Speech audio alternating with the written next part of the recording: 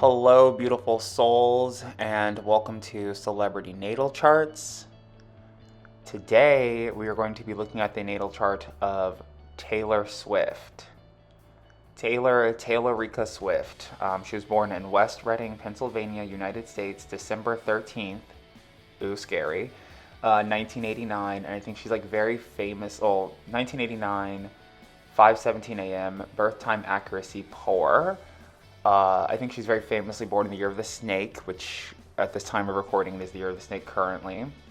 And I haven't been talking, like, I'm not, I don't know, like, maybe we'll circle back around, but I guess for Sagittarius, we weren't really talking about the Chinese zodiac sign in this video series because I forgot to put them in my notes. um, and I don't care. and, like, but, so she is a snake, I guess, like, very famously a snake, born on the 13th. And the snake is this story about, I guess, somewhat of being like an underdog and not seeming like they're going to win because they have no arms and legs in a foot race. And like the horse would obviously outdo the snake as it is a horse and it runs professionally and it is a horse. And at the last minute, the snake wriggles past the horse, surpassing it in the Jade calendar or Jade Emperor's calendar. The Jade Calendar's emperor. And so that's the snake. James Hong is also a snake. And for me, I guess like most people, like you see snake, you're like, oh, sneaky, bad, evil. But snakes are animals of healing and of loyalty and dedication because they have to exude a lot of energy just to exist and get around. So Taylor Allison Swift, born December 13th, 1989, is a singer-songwriter raised in Wyomissing, Wyomissing, Pennsylvania. I was like, Wyoming? Wyomissing, Pennsylvania. Swift moved to Nashville, Tennessee at 14 to pursue a career in country music, which for me, I was like, okay, Pennsylvania is obviously rural and country, but I was like, I don't know if it's like country western star, and I did think that she was from like Kentucky or Tennessee or something. But it's like, did she move to Tennessee to pursue country music, or it's like nobody would have taken her seriously if she didn't move to Tennessee? You don't have to be from Tennessee to do country music, but it's just, I guess we're not Taylor Swift fans. I mean, I like her, whatever. I don't know, Sagittarius, great. And it's so funny, too. We're never going to get through this bio. It's so funny, too, because, my references are so outdated. And I'm like, oh, yeah, Sagittariuses, they're these big stars, like Jim Morrison and Jimi Hendrix and Bette Midler. Like, who are these people? And Sagittariuses are these big stars. It's Vanessa Hudgenson and Taylor Swift and Miley Cyrus and I forget that Miley's a Sagittarius. I don't know. Like, do people really listen to music anymore? Like, when's the last time you bought like a full album and listened to it? And as you get older, I think it just means less because when you're a kid, you're like, oh, I'm going to listen to this song and I'm going to play it at my wedding. And, when you're 45, you're like, well, I already played all the songs. I already had the wedding. I don't really need a wedding song anymore. Maybe I'll listen to this while I do my taxes, She signed with the independent label Big Machine Records and became the youngest songwriter hired by Sony ATV Music Publishing House. As a philanthropist, Swift supports arts education, children's literacy, natural disaster relief, LGBTQ anti-discrimination efforts, and charities for sick children. Okay, that's nice. All right, so Moon and Cancer makes sense. Okay, so she has the ascendant in Scorpio, which I believe Kid Cudi, Scott Mescudi, and Justin Bieber and Jim Carrey all have the rising Scorpio as well. I already don't know any celebrities' sun sign, but now it's kind of cool that I know their rising signs. It's like I just didn't know about celebrities. Like, I stopped watching, VH1 like back in 2006 with like The Swan and how toxic everything got, and I'm not really into celebrity worship, but it's hard, you know what I mean? Like, I don't watch sports. I don't like sports. I think sports are like toxic and evil and like racist. And then like I did the LeBron James video, and I'm like, I'm so excited to do this. LeBron James, LeBron. I keep saying LeBron James. They're like, this is so cool. And it's like he's not here. He's not giving me the consent to read his chart. You know. But I'm like, oh, LeBron James. This is Gucci. This is nice. So that's sort of how I feel about Taylor Swift. It's like she's giving me her own little personal concert, but it's all about her natal chart. But she has the first house in Scorpio where she also has Pluto, which I feel like I just did a chart with someone with the first house and Pluto in the first house. But Pluto in the first house, it talks about, to me, which I feel like I just said in someone else's. Maybe I have two rising Scorpio Sagittarius videos like I did with Capricorn. I don't know. But you know, Pluto, Scorpio, death, sex, taxes, very scary. But I always see Scorpio and Pluto as a sign of like want, wishes, and desires. Like, you know, you might want, wish, and desire to be immortal. You might want, wish, and desire to stop this roller coaster ride before it starts.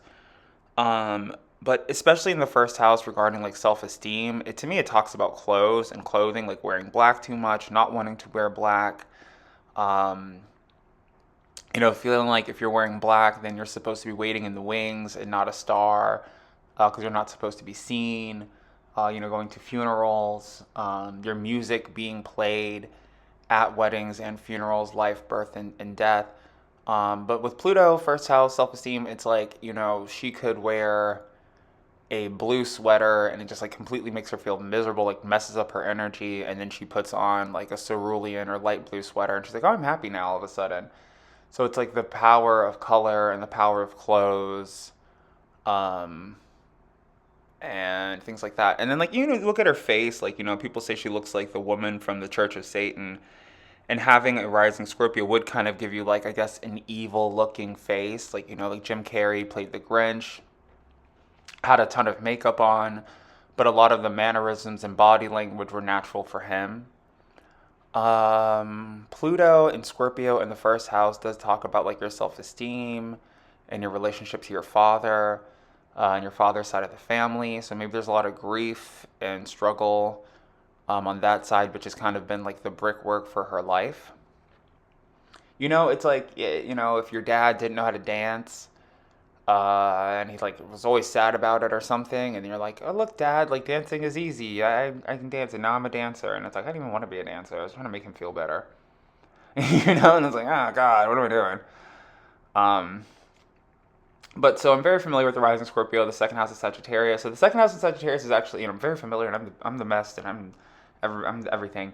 It's actually very confusing to me because I guess I saw this in Justin Bieber's chart where it's like competitions bring you money, or being competitive is like your cash cow. So if you had Libra in the second house, like I think like maybe like Tolkien or something, it's like your biggest priority or your cash cow or your purse or your bag would be your relationship. Um, for the rising Scorpio, second house in Sagittarius, your bag is like being competitive, doing the Olympics, competing for an Oscar, getting awards. I mean, I guess, see, like that's the thing too, like fire signs, you know, like Leo, when the rising Cancer video, I'm like second house in Leo, it's like your biggest priority should be to be popular and to be pretty and have good hair, which just goes hand in hand with the Sagittarius thing too. But it's like not only must you be pretty and popular and have good hair, like you must also join the beauty pageant to have other people pat you on the back to tell you like how popular you are and how pretty you are and how good your hair is. Where she also has her sun and Mars as well, so she has the soul of a Sagittarius and she acts like a Sagittarius. So she's probably somewhat of a pageant girl. Like, you know, she's nice and she's like anti-LGBTQ AI plus bullying. But maybe it comes from sort of like an Archie Bunker arc of being like really mean in her past life. Um, Type of situation going on. And she actually has a lot of placements in Capricorn if we move into that soon. So definitively second house Sagittarius, what her true priority should be. To me, it's like getting on like Star Search or American Idol or The Voice. With her being the celebrity that she is, it might be like being a judge on Star Search or American Idol or The Voice. America's Got Talent or some other show of that nature. And then she has a third house in Capricorn. So third house in Capricorn does start to talk about your environment, the environment which you grew up in, your relationship to your mother's side of the family, which is actually the fourth house, but it starts the conversation about that. Um, because I've from other astrologers and that resonated with me, it was saying that people with the third house in Capricorn have like a very strong connection to the women in their mother's side of the family. So like their mother's sisters or stepsisters or grandmothers. They might look like them, might have the same beliefs as them. And then with her, it's like, well, she's a woman from her mother's side of the family too, so there should be some type of connection. And she has a lot of planets in Capricorn as well. She has Mercury in Capricorn, she has Saturn in Capricorn, Uranus in Capricorn, Neptune in Capricorn. I think I have Neptune in Capricorn too. Um, I should know, but like, I'm a mystery, even to myself. So Mercury in Capricorn means that she sounds like a Capricorn, meaning that she talks about business. She might seem a little cold. All of this like philanthropic things, the accolades that she has in her bio seems very Aquarian, which I do think she has a couple planets in Aquarius as well. Um, so, third house in Capricorn, fourth house in Aquarius, it's like, yeah, she might have grown up as a bully, bullying a lot of people with like, or not even bullying people, like maybe just like walking down the street and being like, oh, that guy's gay, gross, and then like, oh, that's wrong. I shouldn't think like that. I should start a charity. And maybe, being in Pennsylvania until she was 14 or in Tennessee, maybe she watched a lot of bullying, environment of, I guess she started her foray into the country music scene at 14. So it's like probably a lot of abuse, if not physical, sexual, or emotional. It's like, what do you know? You're a little girl. I'm going to steal your music or some, stuff like that. That happens. Very abusive environment in her childhood. And then, even if none of this abuse is happening to her, like, if you grow up on a cow farm that your father runs and you never see a cow pie, you never go into a field, you never touch a cow, you never even smell a cow, but your dad is going out there and beating, just whipping the cows in the face every day.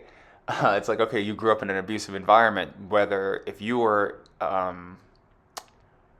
the victim of the abuse or not. Or just even like the Midwest, like just getting abused by tornadoes, it's like it's an abusive environment. But not to sound like Donald Trump or anything, but Mercury in Capricorn probably knows how to hold her weight, especially it's like 8 degrees, so very fiercely knows how to hold her weight in a boardroom, negotiating a contract.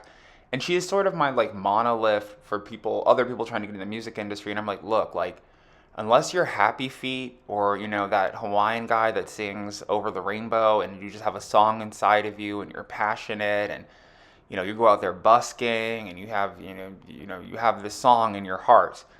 I don't really think that it is smart to go into the music industry, especially as like an aesthetic or a get rich quick scheme, because I'm like, Taylor Swift is mad about the money that she's making from music, and she's hot and she's talented. I mean, her music. Oh, this is where we get to talk shit about her. Especially the third house, like how she sounds and her music. Her music for me, like my personal opinion in music, and I don't know, like I don't want everything to be Big Mama Thornton or Aretha Franklin, but it's like she never gets like funky. It's the same problem I have with Ariana Grande. It's like, I'm like, you listen to Mariah Carey and you're like, that bitch can sing. Like, oh my God, like what just happened right now? She's screaming at me. You know what I mean? And it's like, you don't want people screaming at you all the time. Not all music has to be screaming, but it's like I've never just felt her like I've never been listening to a Taylor Swift or an Ariana Grande song and felt like I was like catching the Holy Ghost. Like, I never wanted to like grab a fiddle. And I don't listen to all of her songs. I don't listen to her albums. I could be completely wrong. But it's never like made me want to grab a fiddle and square dance. Which I would be like, so like I'm from Virginia. The square dance is our like state dance. I'm like, I would love that. I would love to have some type of like Cry Baby. She looks like the girl from Cry Baby a little. One of the girls. Like I don't think she's like a big player, but she looks like one of the girls from Cry Baby. And like, I would love her to do something like racist and colored and like, whatever and funky. And maybe she already has that song. I don't listen to her, and I'm like, she don't never sing good.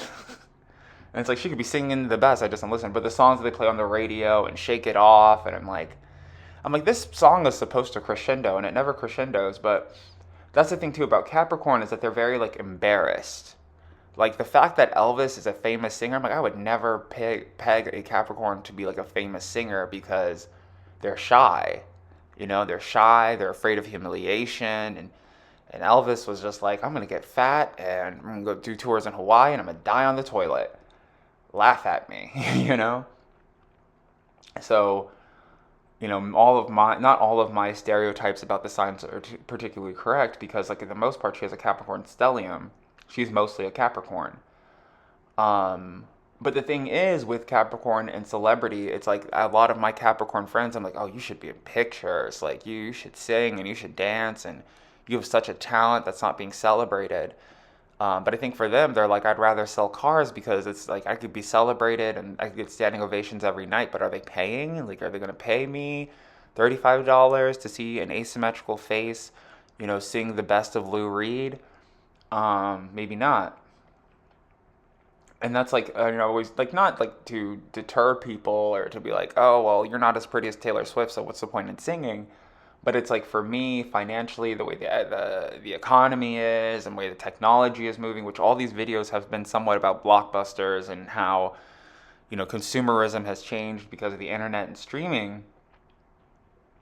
I'm like, if Taylor Swift is struggling financially and she's a pretty white woman and, I'm sure Suzanne Boyle sings better than her, but like there's no Sam Goody's or FYE or Sony Records to go and spend $40 on Taylor Swift. You just listen to her song for free on Spotify, but you might already have a free account, or you're paying like $1.99 a month for, and she gets like 68 cents from a stream.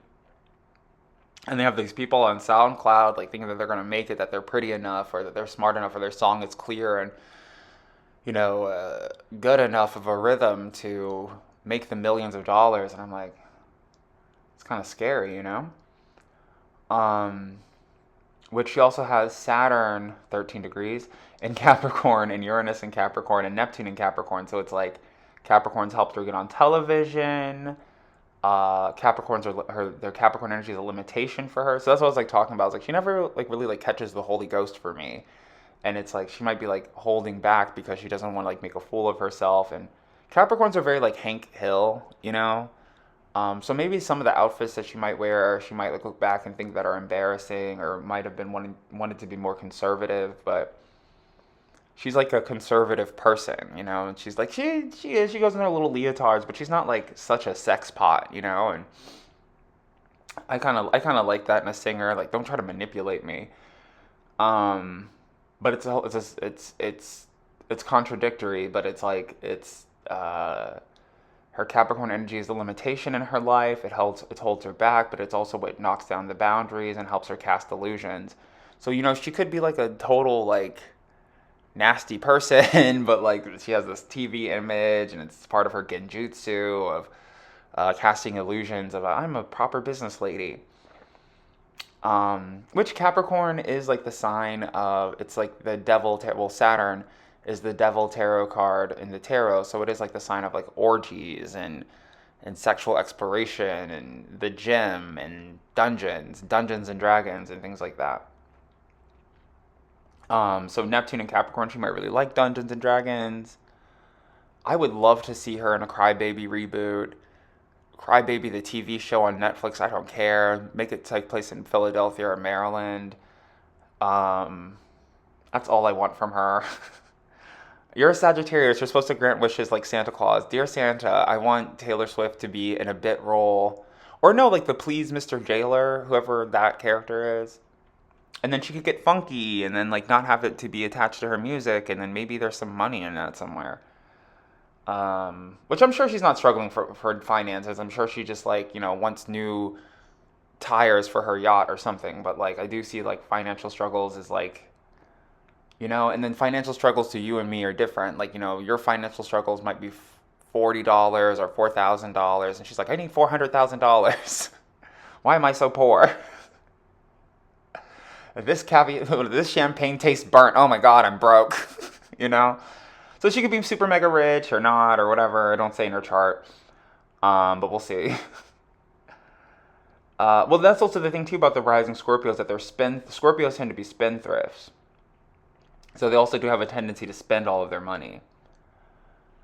Um, and then like panic.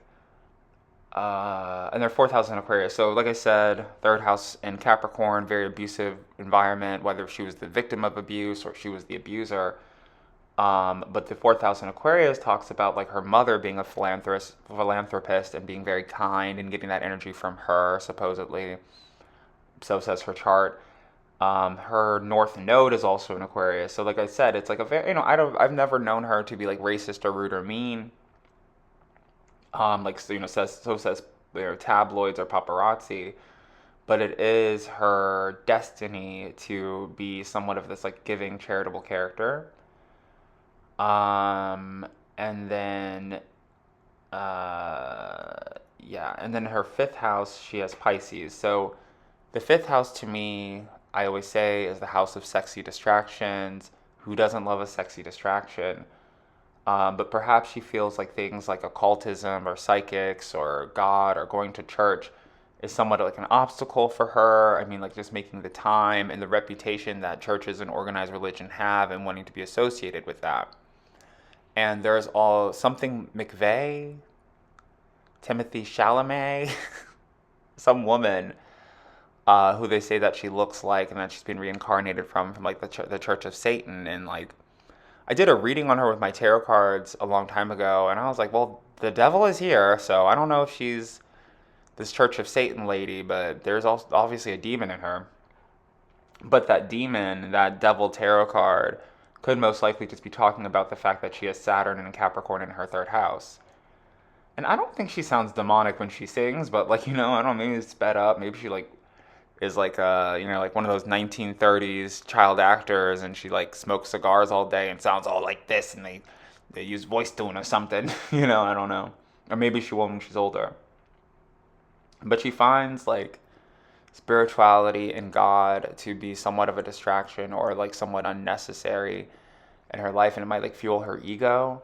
So she might be like, oh, you believe in God, I'm an atheist because, I want to be palatable to everybody. I don't want any of my Hindu fans or Catholic fans or Buddhist fans to feel alienated. I'm not affiliated with a church. And then like, she's their first one at a Baptist church on Sunday or a Presbyterian church, or whatever. So with the whole Capricorn thing, I'm like, she's a Capricorn. She's not even a Sagittarius. I don't even know why I'm doing this video. So the whole Capricorn thing, it's like, I'm too business to be highly affiliated with the church, let alone the Church of Satan, And the way that she's supposed to get over this, because I mean, like, you need God for yourself, in her sixth house, or how she's to heal all of the wounds in her life, is with Aries, which is being aggressive and being organized and, being a leader. The rising Scorpio, Scorpio, it's like this bug that gets stepped on and carries his whole family on its back and worked like a mule. And you would never really think that the life of the rising Scorpio would to be this like amazing leader. And if you look at Taylor Swift when she first started, I guess, at 14, you're like, there's no way this woman, this girl, like not even woman, this little 14-year-old girl is going to be the leader of her industry. And she sort of is. Like, I mean, like I said, my references are old. When I think of Sagittarius, I think of Jim Morrison. But I think, like, in the future, in my videos, obviously, I'm like, oh, yeah, T Swift, like, taking it over. And the crazy thing is, it doesn't tell you how many Grammys she has. It doesn't tell you how many MTV Movie Awards. And this is just, like, an Astro chart bio, but I mean, the thing that they want to celebrate the most, I guess, is her being from Wyomissing, Pennsylvania. I've never heard of that before. Um, So her fifth house, her struggles, it's like connected to spirituality and God, may perhaps from being a leader of the Church of Satan in a past life. And then Pisces, conspiracy theories and conspiracy, like a kind of an obstacle for her. How she gets over this being angry. So she might make a song like, I am not the Church of Satan lady," a rap song with Flavor Flav. And and this is the thing too, like, not to sound so bitter, because I have a rising Scorpio, and I've been dealing with this very recently. I've dated Tauruses, she's the seventh house in Taurus.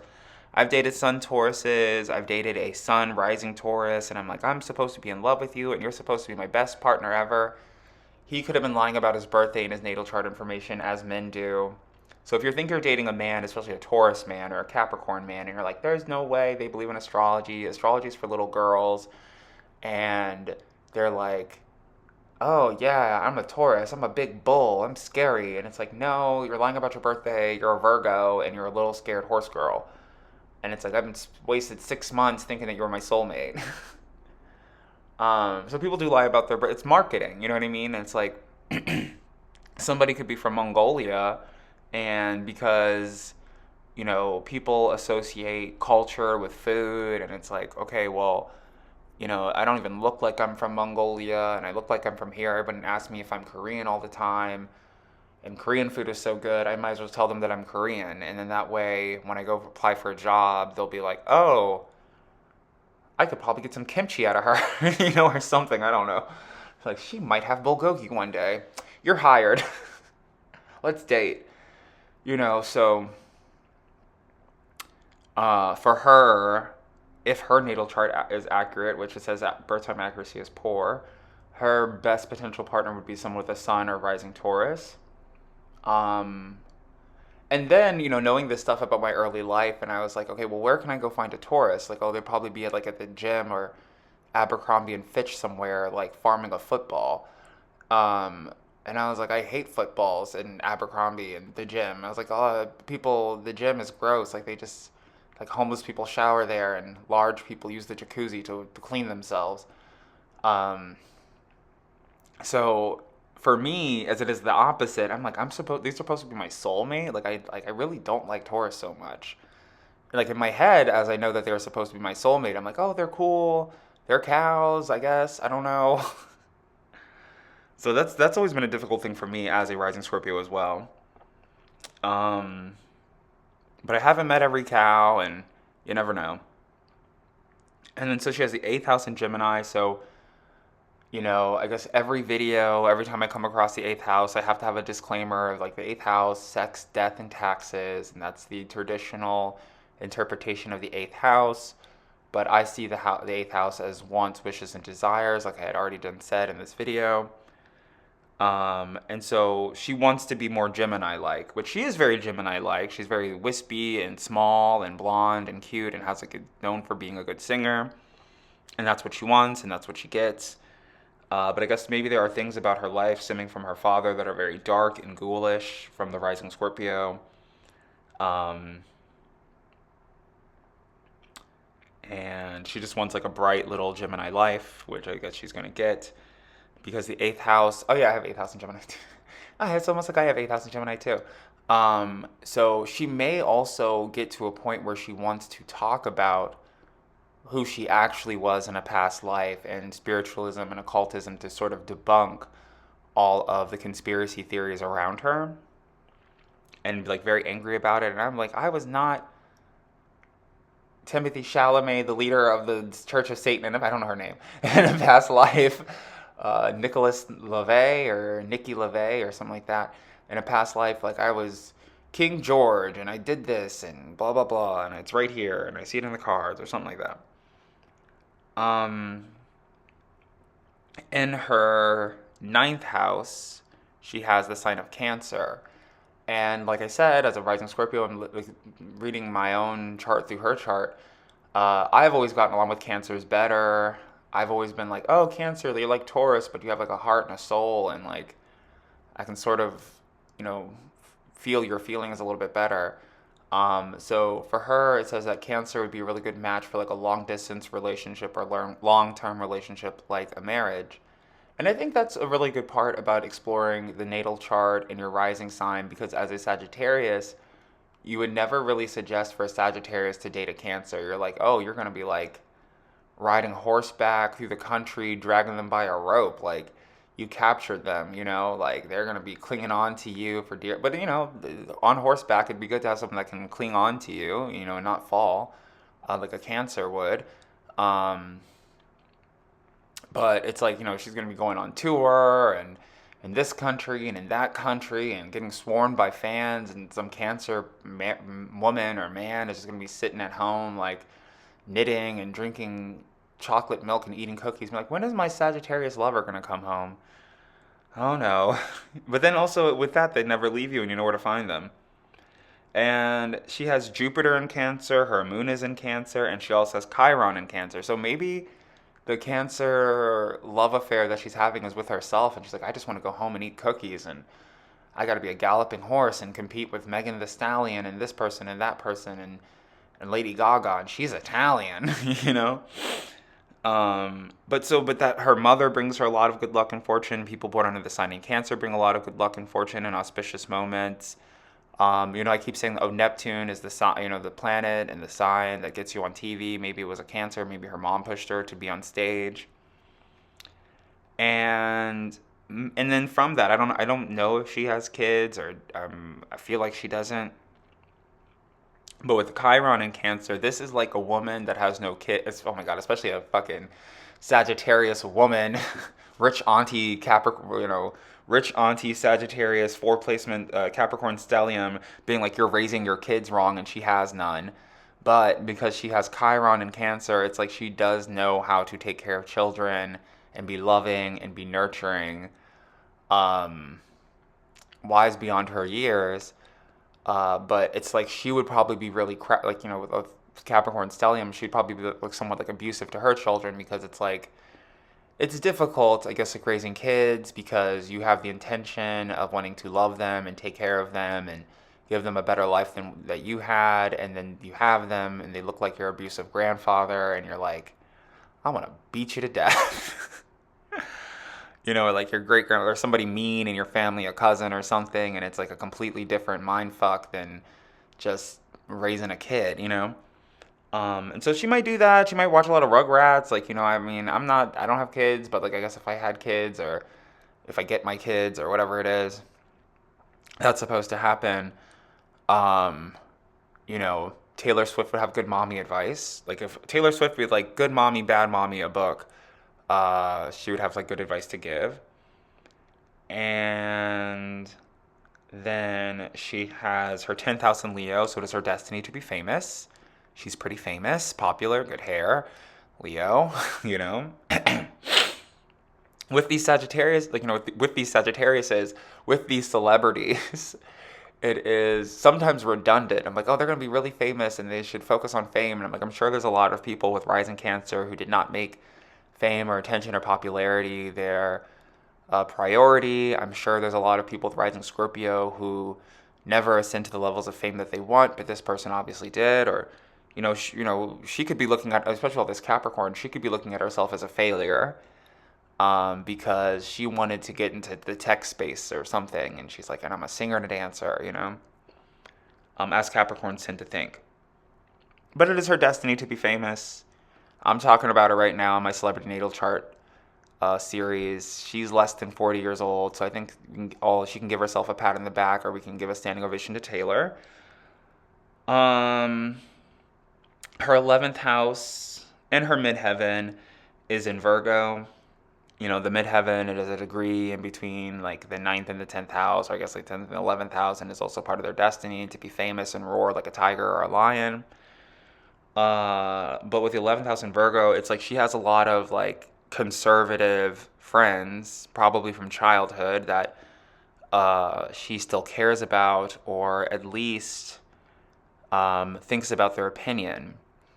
And Aquarius in Virgo is a very copacetic and nice energy. They tend to be friends. But Virgo and Aquarius have this tendency of like, I'm smarter than you.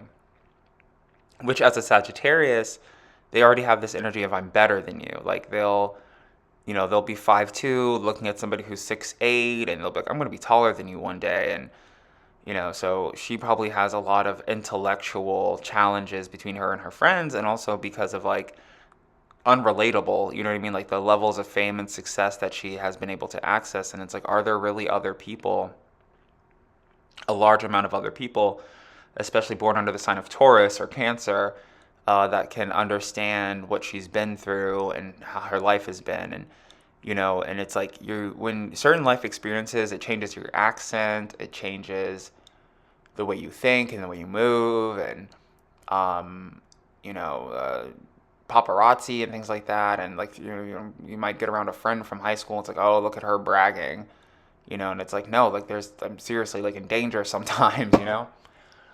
Um, and then here we go again, things that I remember from my own chart, the 12th house in Libra. So that's why I'm saying like the rising Scorpio is a very complicated uh, thing to have, because like you're gonna be famous, you're gonna be at the top of the mountain, you escape death, and you feel like Rasputin, and you're like a witch, and if you're not a witch, you're like surrounded by witches all the time. You're supposed to get married to some rich Taurus guy or some like loving Cancer woman who will love you like a mother or love you like the mother you never had. But the thing is that relate like not just other people in relationships, but your own relationship makes you miserable because you have the Libra in the 12th house, and it's like, I'd rather be alone. I'm a loner. You're trying to get my secrets. I don't trust you. I'm a Scorpio. Like how the Scorpio Dale Gribble kind of stereotype goes. So in in the spans of life too, where it's like the rising, being a rising Scorpio who's under 40, not being a rising Scorpio who's 80 or 90 years old, like, she might marry someone very famous and become like a very famous widow. The only person I can really think of like that is maybe like Anna Nicole, who I just learned, I think, is a Sagittarius rising Libra. And I mean, Taylor Swift, Britney Spears, Justin Timberlake, just put them all in a box together. They're all the same person to me. I was doing Britney Spears' chart, and she has rising Libra, and I think she was the same era and the same time. They tried to like, basically like castrate her fame because she was gaining weight, and they're trying to make her out to seem like Anna Nicole, like she was like, big and Southern and a stupid fat American, and she's bad and blah blah blah. And maybe her music is evil and bad, because I've been having these like memories of being a kid and being like, oh yeah, that Nelly Furtado song, I'm Like a Bird, is like negative affirmation. It like makes you wayward, and she like laughs about it because she's a witch. Um, and I was like, think about it, try to sing it, and not, every word, and I used to play it like 40 times on MTV videos. And then maybe that's how she feels, like, like, because she's such a singer, and it's like, if I'm in a relationship, it's like I'm a bird in a cage, and I can't really like go out there and have the same fame that I want, because if I'm dating somebody, they're going to get jealous, and it's like it's like understandable jealousy. As Libra is the sign of like deception and jealousy, and oh, look at their jewels are bigger than my jewels, and comparison and weight. So, a 12th house in Gemini, you might have people jealous over you, but it's like they're counting on their fingers, where Libra is like counting on a calculator. Like, I spent this much, they spent that much, she puts out this much energy, she receives this much, and like who's comparable to, like, who as a man or a woman career is comparable to Taylor Swift's? Like, who complements it? It's like the whole concept of it probably makes her head hurt a little bit, to the point that she might want to go see the matchmaker from Mulan. Okay, we talked about her being a snake. We talked about the Illuminati. We talked about the Church of Satan. So if you have a friend who is a Sagittarius or a rising Scorpio, and you want to bum them out about how they will never find love because they will be too successful, like Jim Carrey, or I mean, I guess Justin Bieber's very successful. Kid Cudi, like, he brought singing back to the hip hop community, so we love him for that. And if you just want to be like, you're cursed, haha, rising Scorpio, send them this video. And that they're not cursed. She's gonna find a real rich Taurus one day. Is gonna take care of her and make all of her problems go away. So thank you so much for liking, sharing, subscribing, and listening to me for 40 minutes. I hope you had a beverage. I'm waiting for my food to cook. I'm pretty sure I've burnt it by now. I will see you in my next video. Bye.